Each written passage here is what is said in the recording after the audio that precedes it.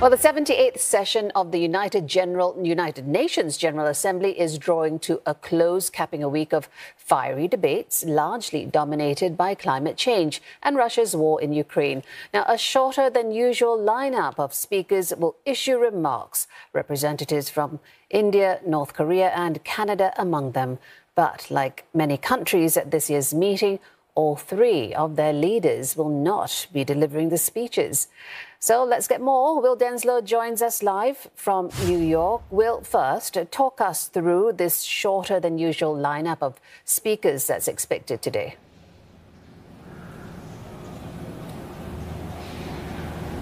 Well, it is a short list of speakers on really the end of the high level a week of this year's UN General Assembly, but still some impactful speeches are expected. We know that late on Monday here at United Nations headquarters, India's Minister Jaishankar met with UN Secretary General Antonio Guterres. According to a readout from that conversation, the issue of India's contributions with regard to the G20 was central to those conversations. We can expect India's role in the G20, of course, that took place in New Delhi just a few weeks ago, to be very central to India's speech at the General Assembly Hall. India is expected to very much be touting itself as being a global leader on a number of issues. Of course, we've seen India's contributions with regard to the rollout of COVID-19 vaccines, its contributions to public health more broadly, as well as India's pledges with regard to the sustainable goals going forward.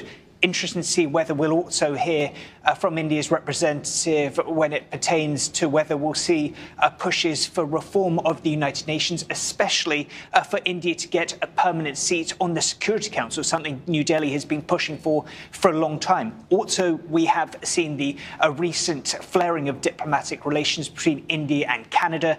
Both those nations expect to take to the General Assembly this Tuesday. Very interesting to see whether that topic will come up from both countries.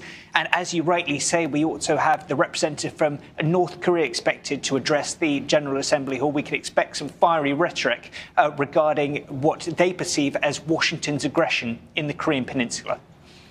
And Will, as we approach the end of the General Assembly, outline for us the key takeaways and perhaps the look forwards that have emerged from this year's meeting.